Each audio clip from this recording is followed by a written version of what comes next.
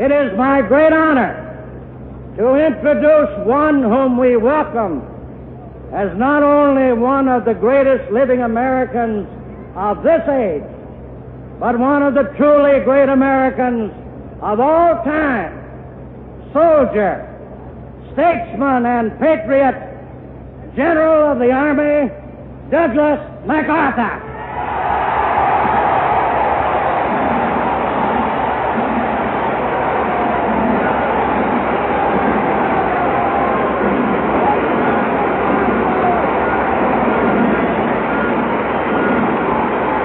Grand entrances made before at Republican National Conventions, but never one quite like this. Temporary Chairman Walter Hallinan made his speech of introduction to General of the Army Douglas MacArthur, who obviously was waiting during the speech just underneath the bandstand out of sight. And as the last words were spoken, on came a great platoon of Chicago police holding their nightsticks, their billies, as if they were little guns. And they're having a big argument now. The police themselves have advanced down the center aisle all the way to the front of the rostrum. They're followed closely by General MacArthur wearing a dark blue suit, white shirt, dark tie. Can't tell whether it's blue or black from here. There's Senator Moen of California caught in the crush. It's the photographers who are making the crush, those industrious gentlemen who get the pictures you'll see in the newspapers tomorrow. The committee is caught between two layers of Chicago police, one group that preceded the general and the committee, and the other group that came right behind. They're stretched halfway down the center aisle now. Every person in the convention hall seems to be on his feet. And now General MacArthur has come to the rostrum. The crowd has seen him. He is shaking hands with Chairman Hallinan, and listen to the roar.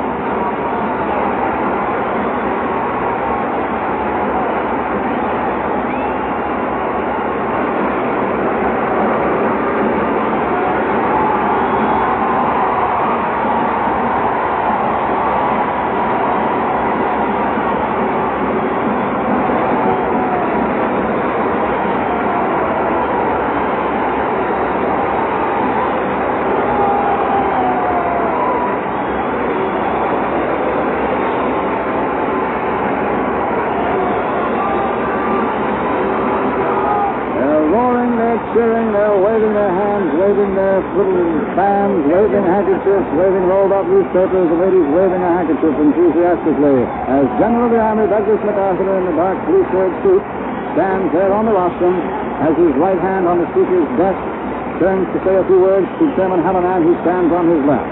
Herbert Hoover, former President of the United States, made a couple of grand entrances to Republican National Conventions, but none so dramatic, none so carefully worked out, thought out, and planned as this one has been.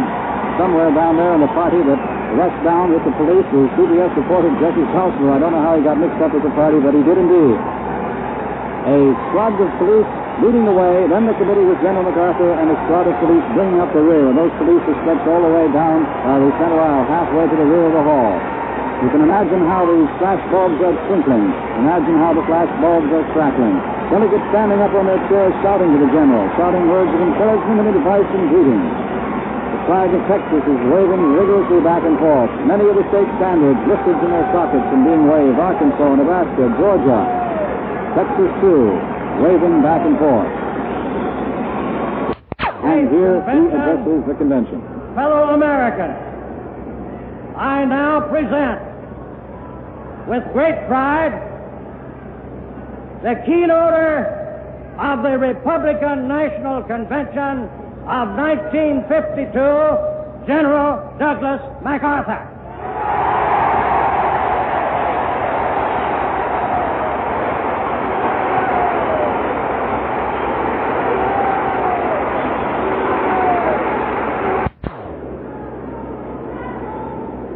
Mr. Chairman,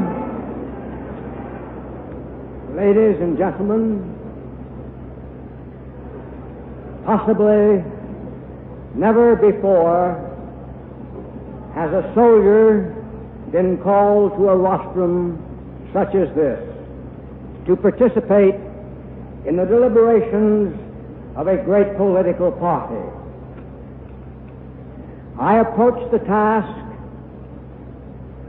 in a spirit of humility, born of full understanding of my own marked limitations, but fortified by so solemn an obligation.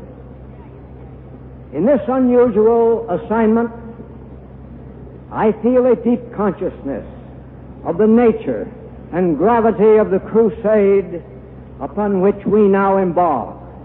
A crusade to which all sound and patriotic Americans, irrespective of party, may well dedicate their hearts and minds and fullest effort.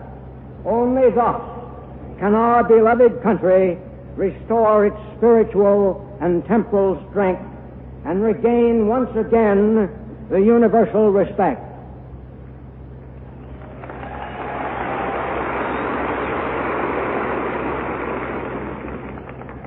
I speak with a sense of pride that all of my long life I have been a member of the Republican Party.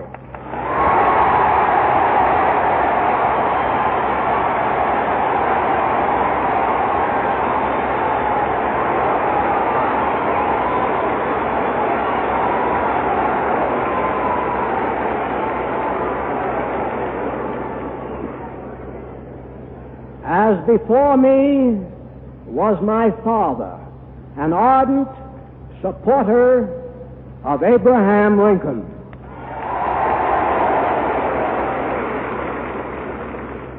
I have an abiding faith that this party, if it remains true to its great traditions, can provide the country with a leadership which, as in the days of Lincoln, will bring us back to peace and tranquility.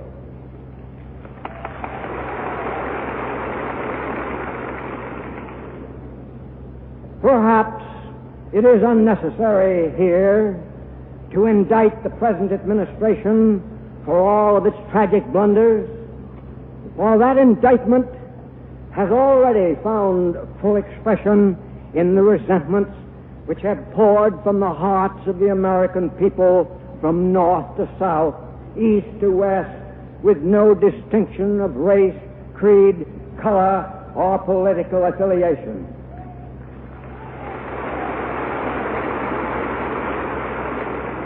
I know from the four corners of the land I have seen, I have heard.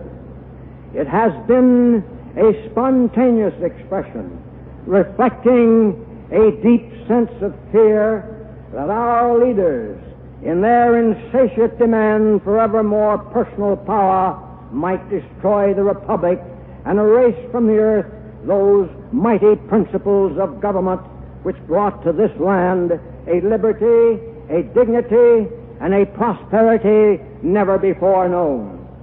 It has been an expression of faith in our ultimate destiny as a free people, an acknowledgement of individual responsibility in the achievement of that destiny, a vibrant testimonial that the love of liberty still burns unquenchable in the American heart.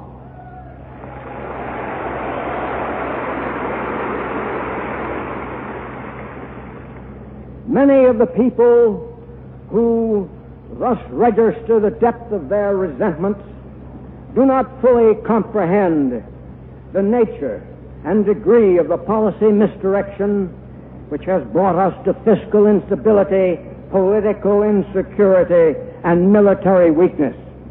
But they view with dismay the failures of our leaders in the short aftermath of victory, which causes us, the once proud and mighty victor, unceasingly to call upon every American mother to yield her sons in a fight for national survival, which causes us to submit to extortion and blackmail for the release of our citizens unlawfully detained by nations with which we are at peace, which causes us to deprive our beloved divisions committed to battle in Korea of the power and the means and the will to achieve victory, our country's traditional military goal.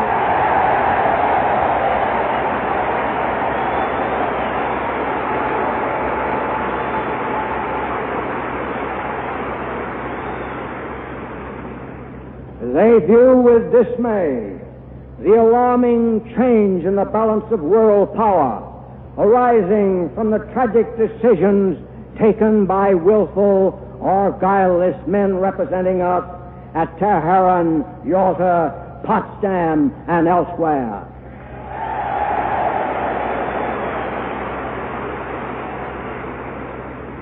Those reckless men who, yielding to international intrigue, set the stage for Soviet ascendancy as a world power and our own relative decline. They view with dismay the tragic weakness of our leaders, reflected in their inability to rebuild our strength and restore our prestige even after our commitment to war in Korea more than 2 long years ago dramatically emphasized the inadequacy of our security preparations, reflected in their inability to conserve our resources even while they warn of national peril, reflected in their tolerance of corruption, or worse, in the higher positions of the public service.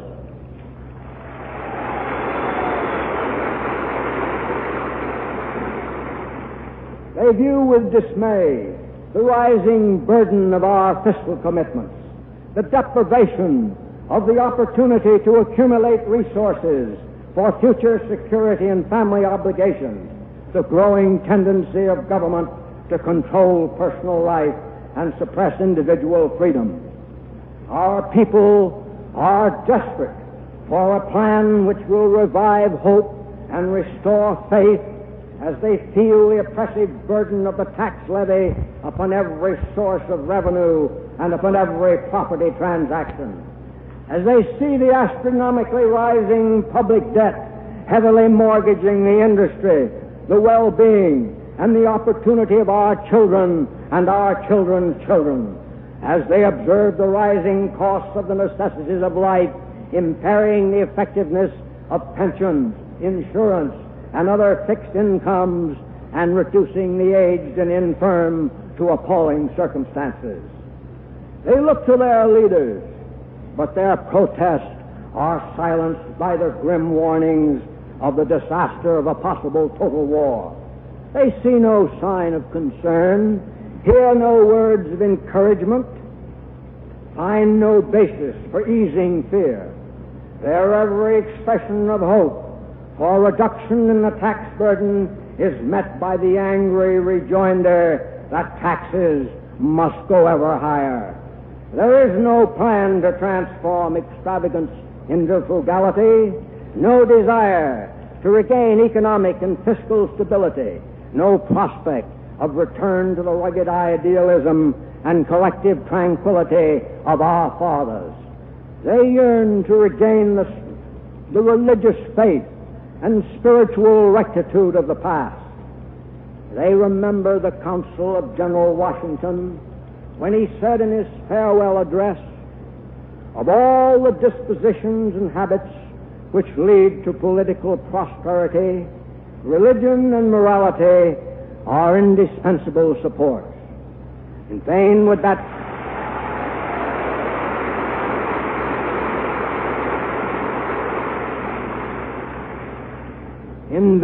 that man claim the tribute of patriotism who should labor to subvert these great pillars of human happiness, these firmest props of the duties of men and citizens.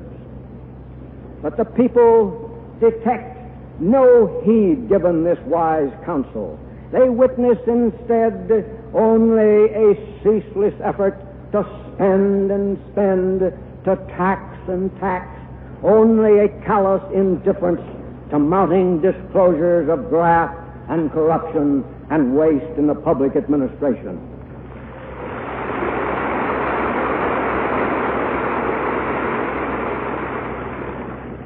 The religious devotion of the American people, which has produced the universally reflected spirituality of the American home, has been outraged by the materialism and selfishness which dominates the national administration.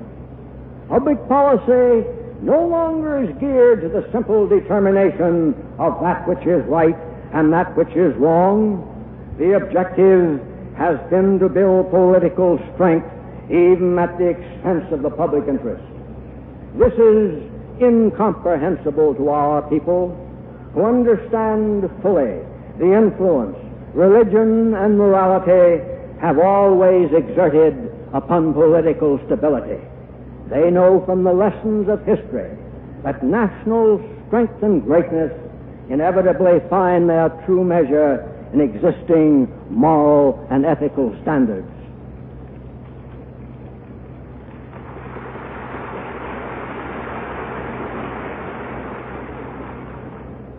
But one asks, how can it be that the party of Jefferson and Jackson, which once contributed so magnificently to the building of the Republic, would now sponsor and support so tragic a cleavage from our great tradition? How could it despoil these very concepts of humanity and government upon which rested our past spiritual and temporal strength? The answer is as clear as it is distressing.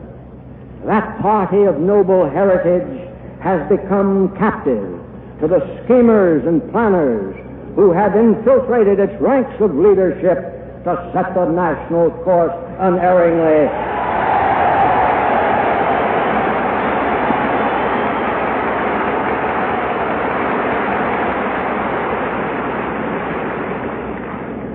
To set the national course unerringly toward the socialistic regimentation of a totalitarian state.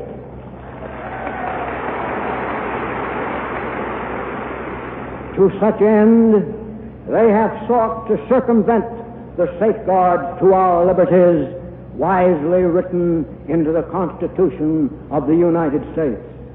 At one stage, there was even the attempt to subvert the independence of our Supreme Court by adding new members pliable to the will of the executive.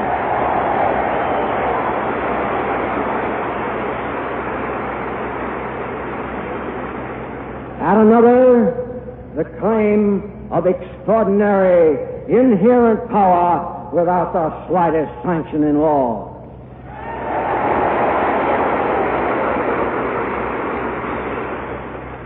They have too frequently regarded that immutable charter as an instrument of political expediency. In the hypocrisy of self-righteousness, they hail their course as true liberalism. Yet every move they make to circumvent the spirit of the Constitution, every move they make to centralize political power, every move they make to curtail and suppress individual liberty is reaction in its most extreme form.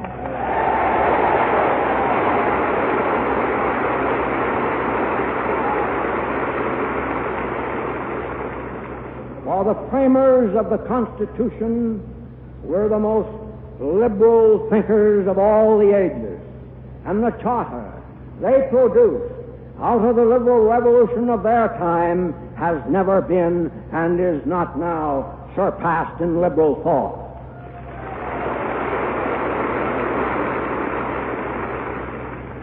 Our forefathers associated together into a sovereign state for the sole and only purpose of protecting their common liberties, not of yielding them again to a centralized federal authority. Their concepts held to the primacy of the individual's interest, that of our present leadership to the predominance of the state. They who trample upon constitutional liberty by the undue centralization and imposition of political power are turning back the pages of history and gradually reinstituting those very excesses and abuses for which the British Crown was indicted in 1776 by our Declaration of Independence.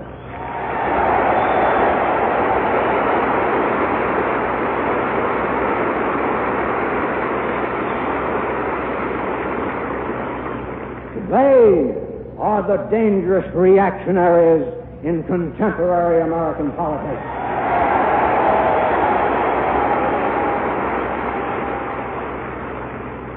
They have trifled with that great American institution, free, private, competitive enterprise, keystone to the arch of our economic strength as a nation and prosperity as a people. By the imposition of oppressive and arbitrary controls upon business and production, by exhaustive taxation, which withers initiative, reduces energy, and in the end destroys the spirit of enterprise, by spendthrift policies which stagger the imagination, by discouraging adherence to the principle of private ownership of property, they have established the prerequisites to a socialistic or even later a communistic state.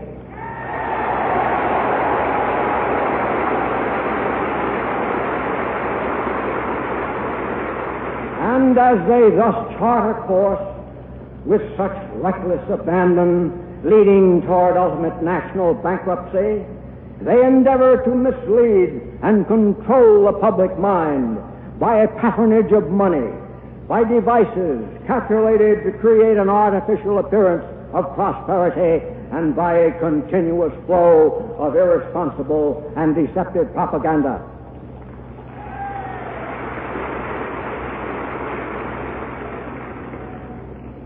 But the people, in their innate wisdom, are not misled by such tactics of deception. Alert to reality, they know that the value of the dollar has diminished about 50% and is still going down. They find insufficient compensation in nominally higher income, however skillfully propagandized as a mark of prosperity. They entertain a growing fear that the same policy misdirection which has debased the dollar will in time so impair our economy as to imperil the nation's solvency and thus destroy our living standards. With the dollar down, prices up, and taxes increased, a higher wage buys less today than yesterday. Tomorrow may be even worse.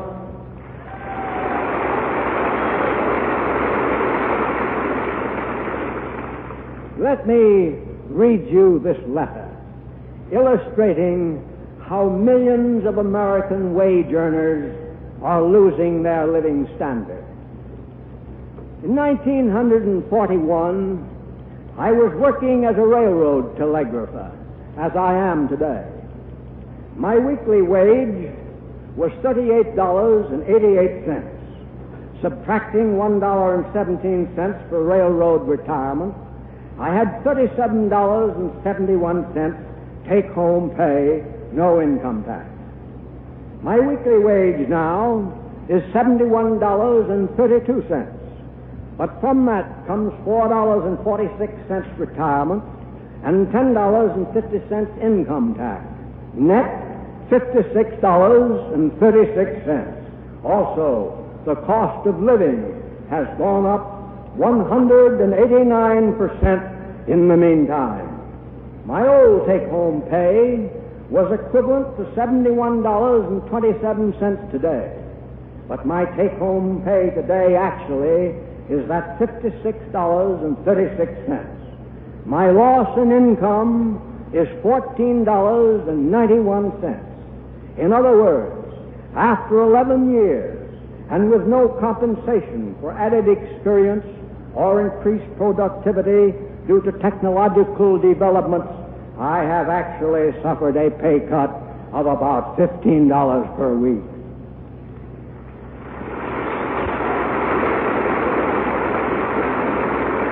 And so it is with all of us. In this march away from our traditional American standards, two of our former liberties have been left unimpaired.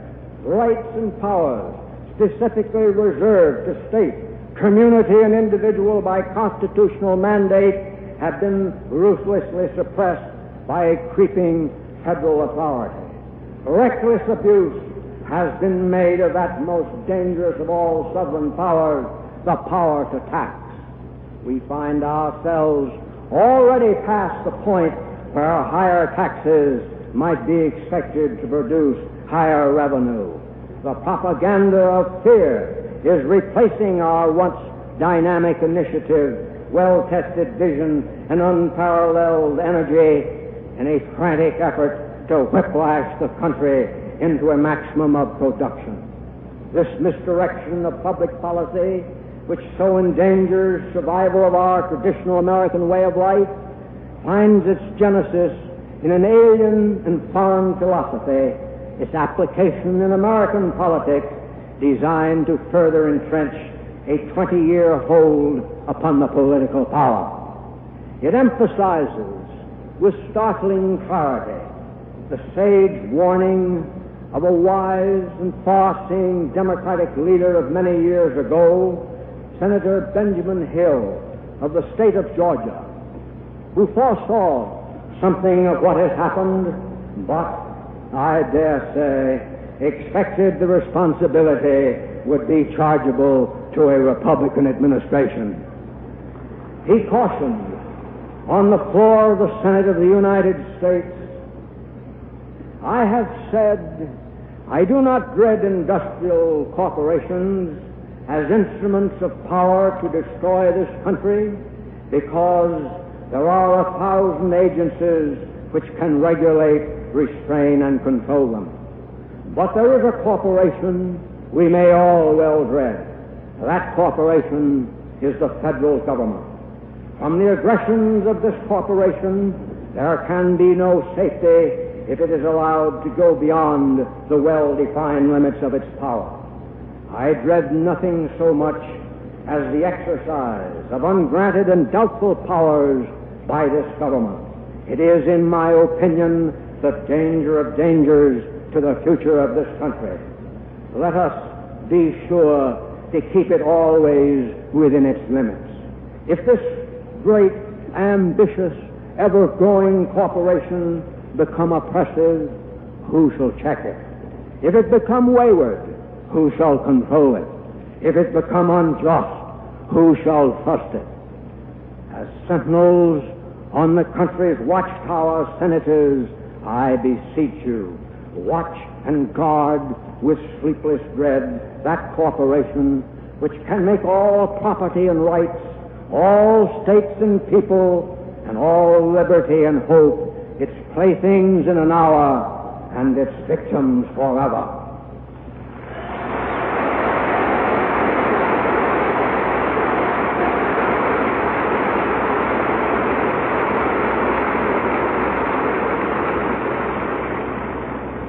How prophetic this warning.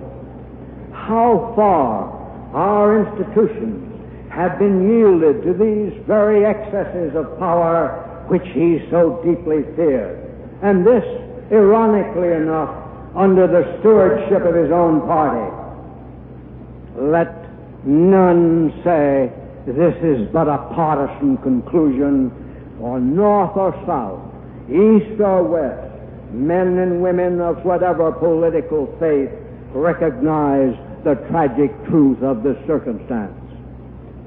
But our failures in domestic policy can be overcome, for government takes its tone, its character, even its general efficiency from its leadership. Sound leadership can restore integrity to the public service, can economize in the public administration, can eliminate disloyal elements from public authority, can purge our educational system of subversive and immoral influence, can restore to youth its rightful heritage, can strengthen the fabric of our free economy, can raise the dollar to its true value, can reduce the tax burden on individual and industry, can regain the course of constitutional direction, can recapture personal liberties now impaired, can correct social iniquities, can strengthen the position of both worker and owner in private industry, even while protecting the public interest, can fortify the initiative, energy, and enterprise of the farmer so as to ensure the adequacy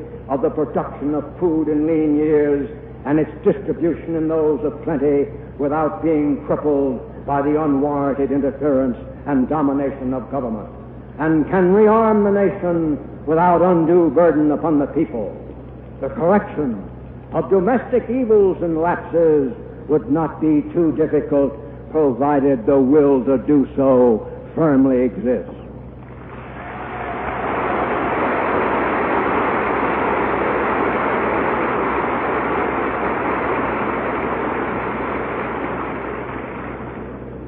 Foreign policy has been as tragically an error as has domestic policy. We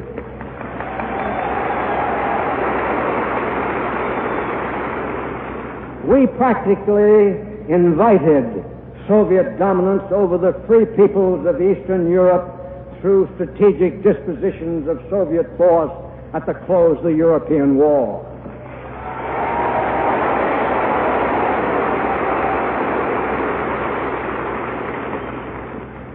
We deliberately withdrew our armies from thousands of square miles of hard-won territory, permitting the advance of Soviet forces to the west to plant the red flag of communism on the ramparts of Berlin, Vienna, and Prague, capitals of Western civilization.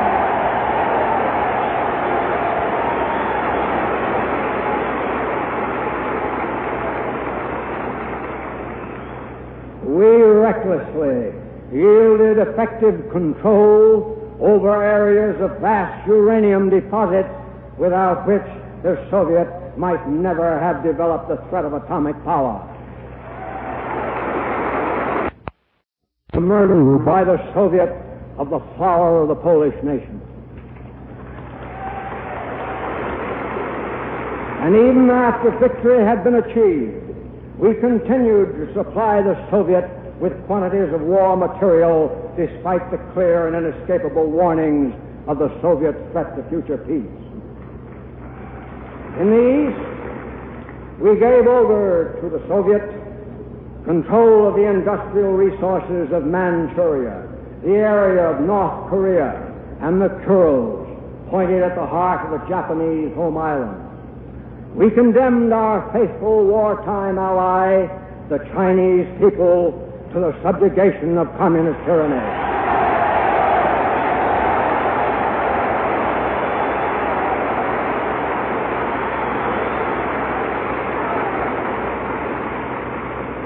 And in the course of these moves, we proceeded with precipitate haste to divest ourselves of our own military strength.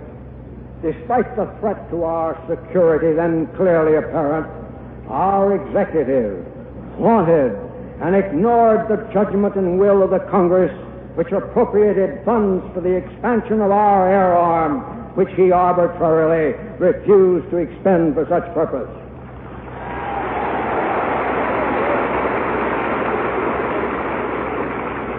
Small wonder indeed that from the combination of these tragic decisions and events there occurred a reversal of the balance of world power such as history has never before recorded. Then suddenly, with our military strength standing at possibly the lowest relativity in history, our divisions in Japan reduced from 3 to 2 regiments, our regiments from 3 to 2 battalions, our battalions from 3 to 2 companies, with our protection withdrawn from South Korea as a militarily indefensible peninsula, we there and then plunged our forces into war to defend it.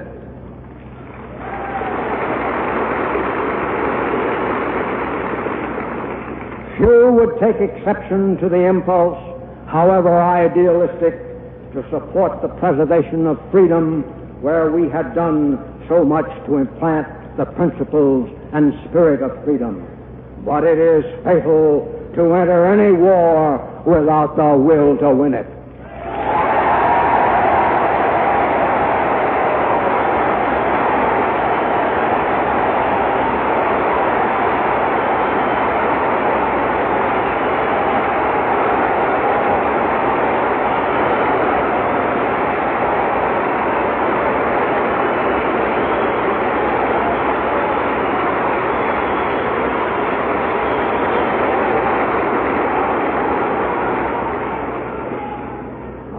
criticize not the morality of the decision, but its irresponsibility and recklessness.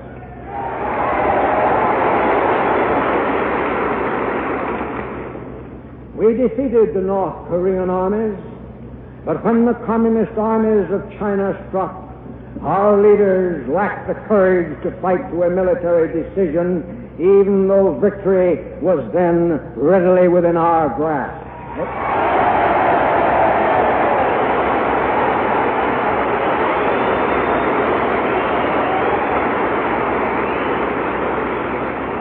A victory which would not only have discharged our commitment to the Korean people, but which in the long run might well have saved continental Asia from red domination.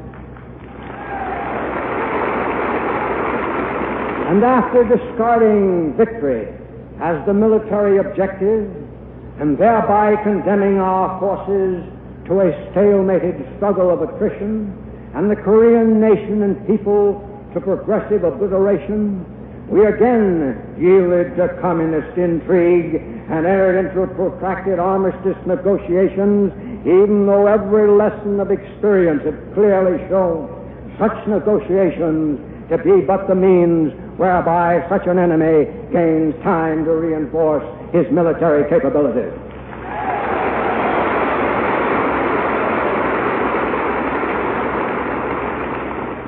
For I have not been consulted with reference to Korea since my retirement from active assignment 15 months ago, I can unhesitatingly say that a leadership which by weakness and indecision has brought about such a military dilemma lacks the soundness of vision, the moral courage, and the resolute will to resolve it.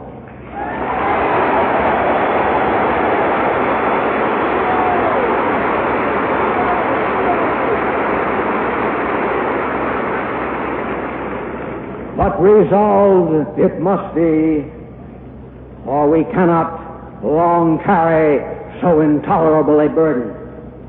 We must have a leadership capable of decision, as indecision in war is but the prelude to disaster. No military problem is unsolvable. Korea stands today as the hallowed graveyard for countless American dead. We must not let it become as well a graveyard for American hope, American faith, and American honor.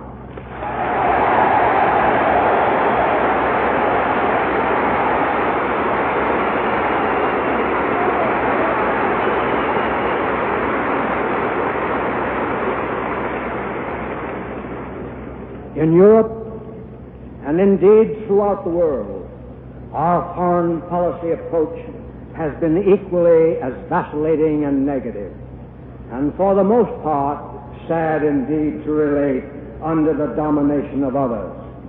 We have yielded to selfish pressures both at home and abroad, and in so doing have unduly directed the distribution of our wealth into privileged channels, have taken sides in international disputes which were fundamentally none of our affair, and have endeavored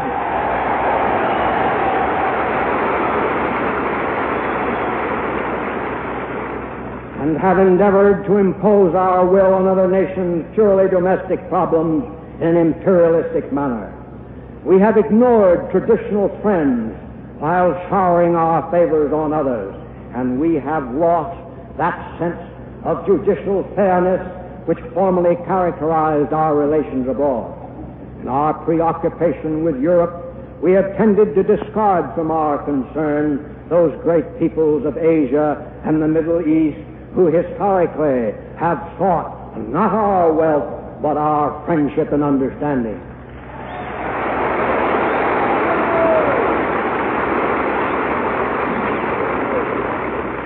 Our good neighbor policy with respect to the peoples of Central and South America, of greater strategic concern than all others, has been largely subordinated. Through the paternalistic attitude which has dominated our material assistance abroad, we have promoted as much weakness as strength, as much resentment as friendship.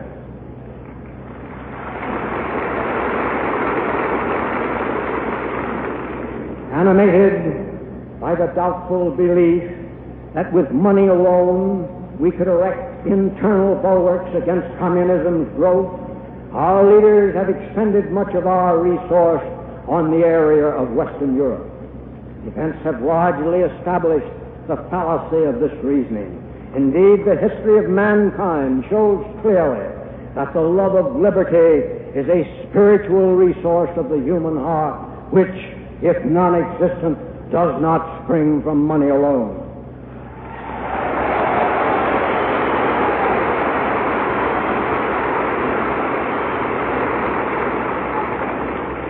None will quarrel with the impulse to do all reasonably within our power to assist the best effort of the peoples of Western Europe to prepare their bastions for self-defense. But communism, with its recently acquired strategic frontiers in Asia and Europe and its penetration elsewhere by internal minority influences, presents a worldwide problem, the solution of which involves consideration of every point of possible communist pressure. One would be foolhardy indeed to quench a fire in the kitchen while leaving another room aflame. The problem is global, not sectional.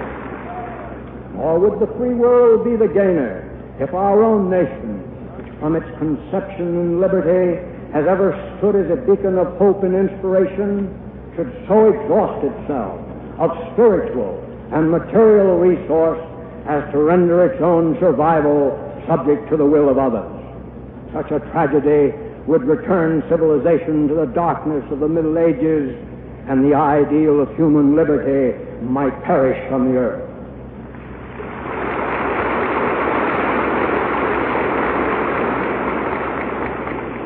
But the present administration ignores the lessons of history, however clear and unmistakable.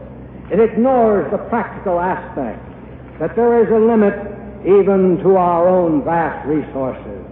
It ignores the fact that our potential strength rests not so much upon any natural advantages which we have and others have not, but upon the initiative and vision, the enterprise and courage, the sweat and toil, which alone spring from the incentive of freedom.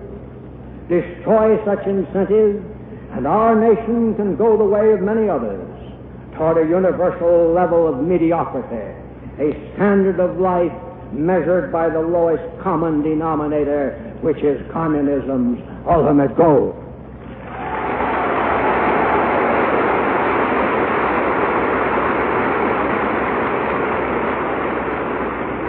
The administration is obsessed by the idea that we can spend ourselves into a position of leadership abroad just as it believes we can spend ourselves into prosperity at home.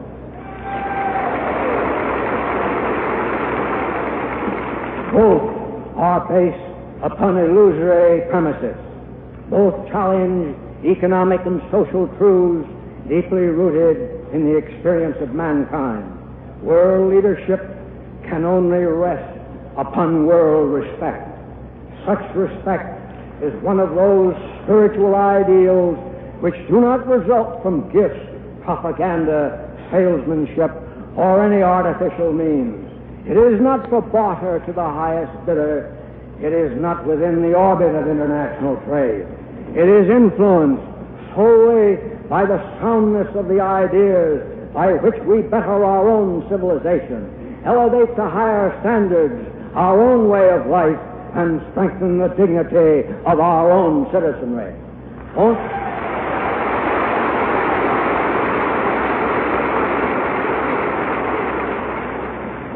Only through the exemplification of sound ideas, which in the crucible of experience have produced for us a better and more serene life, may we contribute in fullest measure to the well-being of others.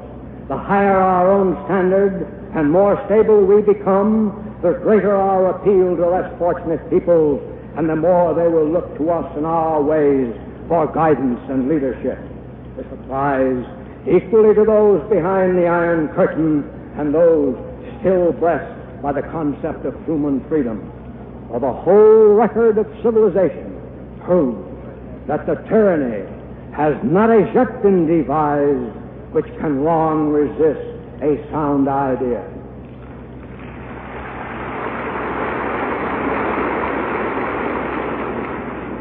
Spiritually and physically, we possess the resource, properly conserved and realistically applied, to lead toward a world freed from the exhausting wars which have so plagued the past. This is a practical purpose, not visionary, for the destructiveness of modern war has now in the atomic age become too frightful to contemplate by even a potential victor. This, then, must be the direction of our foreign policy. We must, upon restoration of our military strength and spiritual balance, recklessly dissipated in our headlong retreat from victory, chart from that strength a true and unequivocal course to peace and tranquility, a peace and tranquility which will be real, not fictitious, deep-rooted, not superficial. Our ideal must be eventually the abolition of war.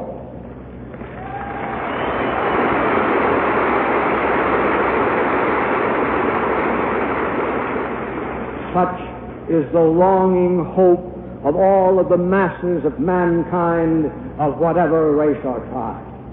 Indeed, so well is this understood that even the despot, in order to assure a following, cloaks the threat or application of force with a hypocritical pretense that his purpose is to secure the peace.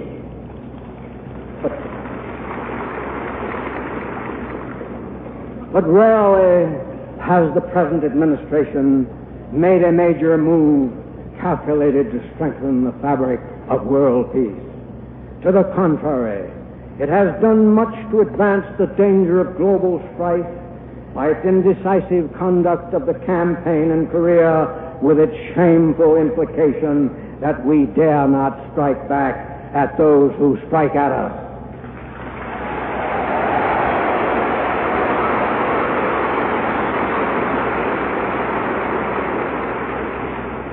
By its bellicose attitude toward all who oppose it in international diplomacy, and by its pattern of collective security agreements which, without as yet having mounted either the will or the physical power to successfully meet aggression, have divided the world into armed camps and rendered us dependent not alone upon the wisdom of our own foreign policy to keep us out of war, but upon the foreign policies and diplomatic moves of other nations as well.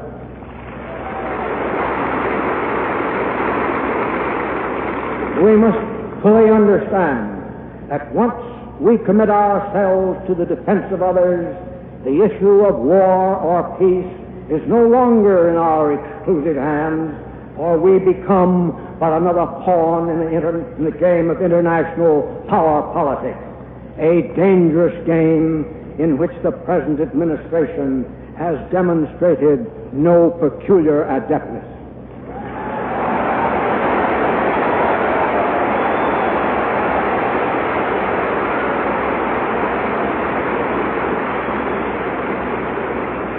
It has talked and pledged peace while moving toward war.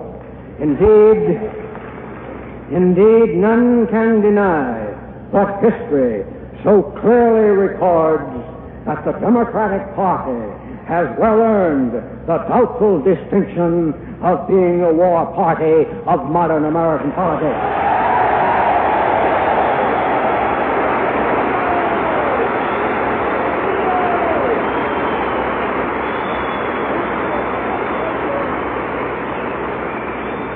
The dead of World War I, of World War II, and of the Korean War render mute testimony.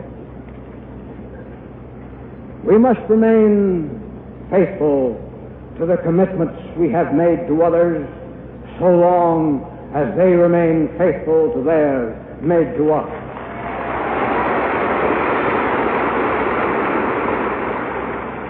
But failure of the principle of collective security in Korea, where we have found ourselves holding responsibility without corresponding authority, plainly warns that too much must not be expected from collective security elsewhere.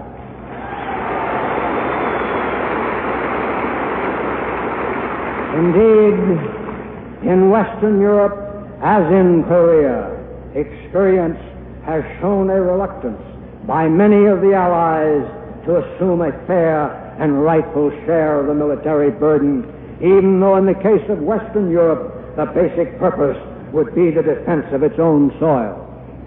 This hesitancy does not spring from any insufficiency of manpower nor the exhaustion of other needed resource, but rather from a seeming confident assurance that this nation's blood and treasure will be committed to the fullest extent needed to accomplish the military objective.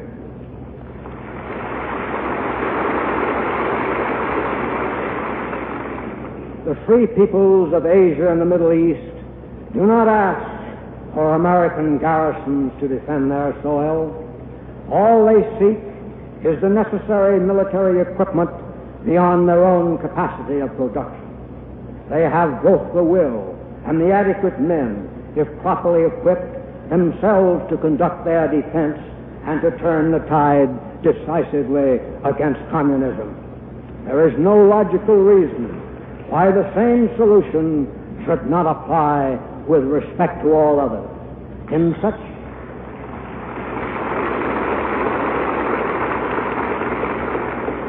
such circumstance, it should be our unalterable purpose to effect in due time withdrawal of our ground garrisons from service abroad.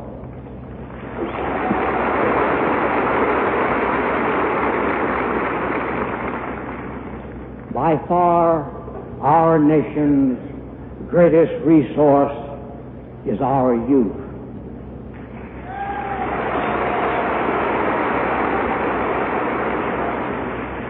In 20 bitter campaigns, I have witnessed its magnificence in the most trying experience of all, that of the battlefield. It has never failed our faith, never failed an invincible courage and a patriotism which subordinated life itself to duty.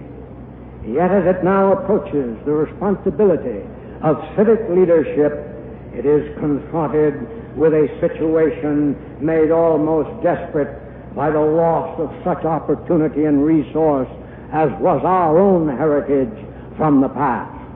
This is the greatest tragedy of all, that a national administration could have so yielded to the disease of power as to betray the youth of America.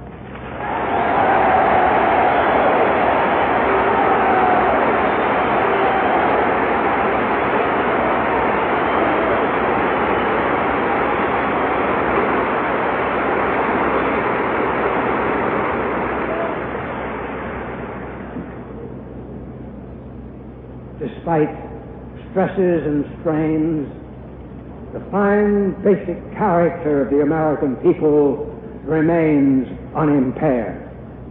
It offers hope that under the inspiration of a strong moral leadership, the people, all the people, will hurl back insidious efforts to sow the seeds of suspicion, distrust, and hatred calculated not only to stir up racial or religious strife between the several segments of our society, but to destroy the unity and common understanding which has been the cornerstone to our growth as a nation.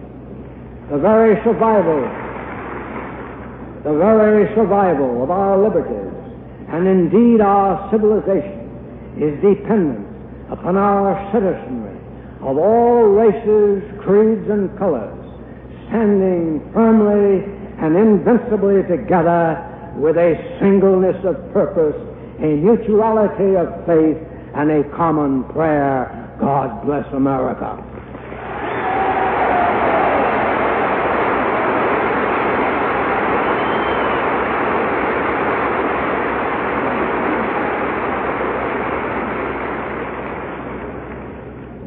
It is this spiritual unity which offers assurance that the coming crusade to rechart the nation's course toward peace and security and prosperity will find an aroused countryside ready and eager to march.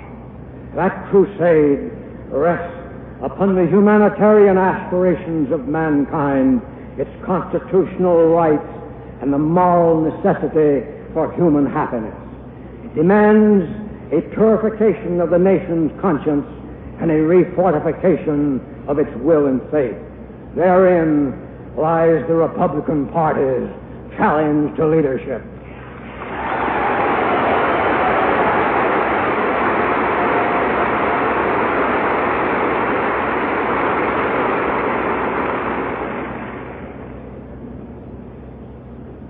At the close of the Constitutional Convention, George Washington remarked to Benjamin Franklin that he believed the Constitution, as finally evolved, was a great and noble charter of liberty upon which the several states could rally, unite, and prosper.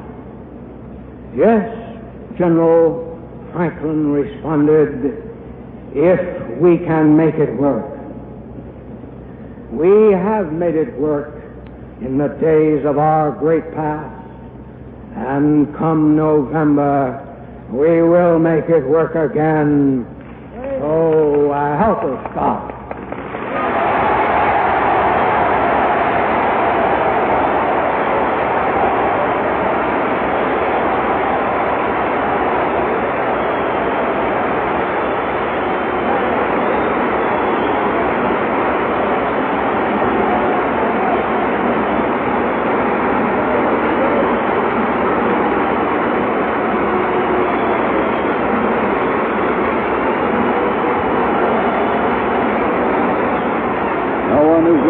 Seated in Convention Hall in Chicago as General of the Army Douglas MacArthur, in his dark blue business suit, finishes his keynote address at his 21st Republican National Convention. 57 minutes long, waves his arms a couple of times, the crowd standing and cheering, turns back to shake hands with Secretary Chairman Walter Hallahan, who was just installed this evening, and to introduce General MacArthur as just about his first official act. General has his back to the convention, standing, receiving the congratulations of some of the members of the committee who were there on the runway in their chairs listening to him while he made his speech.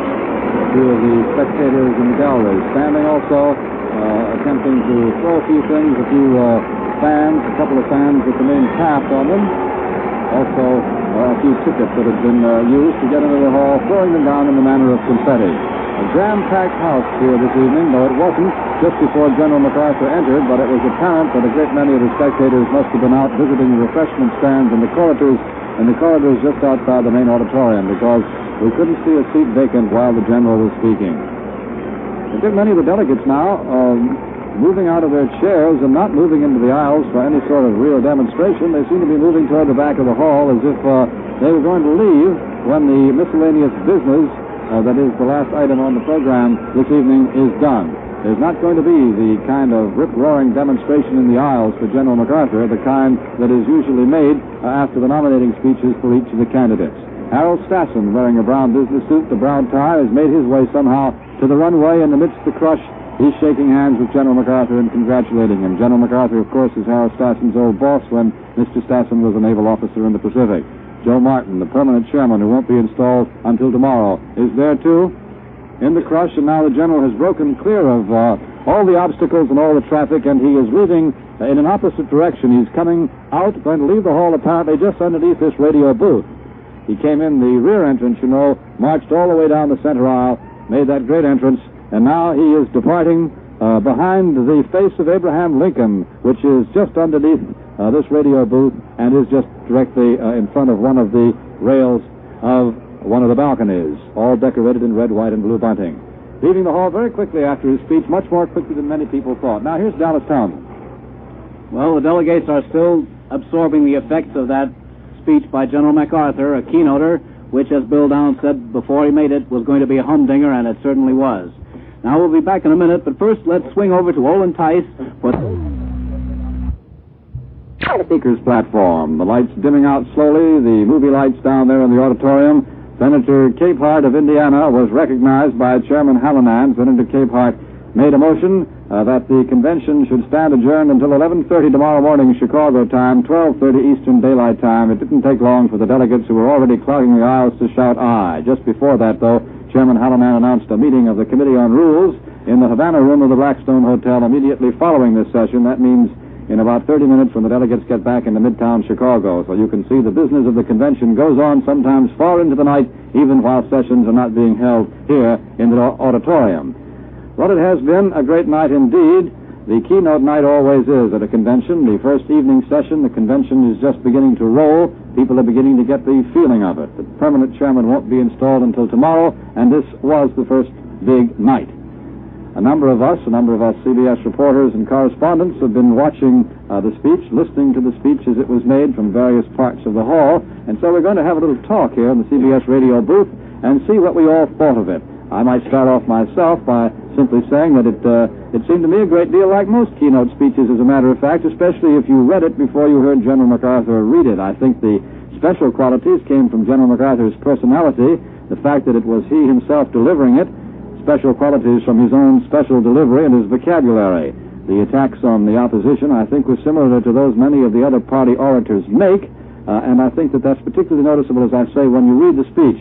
It seemed to me that General MacArthur viewed with alarm, but did almost no pointing with pride. He flayed the Democrats without giving very much praise to the achievements of the Republicans, and in all these things, therefore, I think it was pretty much a standard keynote speech with, of course, the special MacArthur touches. Now, Edward P. Morgan, you're here with me in the booth, having come up from the stage where you heard the speech. Do you agree? What do you think of it? Bob, in an atmosphere charged and drenched with emotion, such as this one has been, the applause which was given to the general on his entrance into the hall and the sustained applause during the speech, it's hard for a reporter to sit down and try to sort out some cold facts objectively about the significance of what General MacArthur said. But perhaps two things of significance come from what he did not say rather than what he did. For instance, he did not say anything that would either rule him out or thrust him forward as a candidate for the presidency as a party nominee himself. He still remains a possible dark horse, and his presence here today has been the occasion for many of his backers to get out and plump for him. The second thing involves whether his stand of criticism would be very obvious against General Eisenhower. He did not, as some thought he might, lash out directly against General Eisenhower, his former subordinate and a man against whom he is supposed to harbor still a feeling of bitter rivalry and jealousy. There was one part in the speech which could possibly be equated as a statement beamed directly or indirectly at the general when he said, "We foolishly permitted the encirclement of Berlin by Soviet forces, rendering almost inevitable the tragically high cost we have had to pay to secure lines of security and communication between our zones in Germany."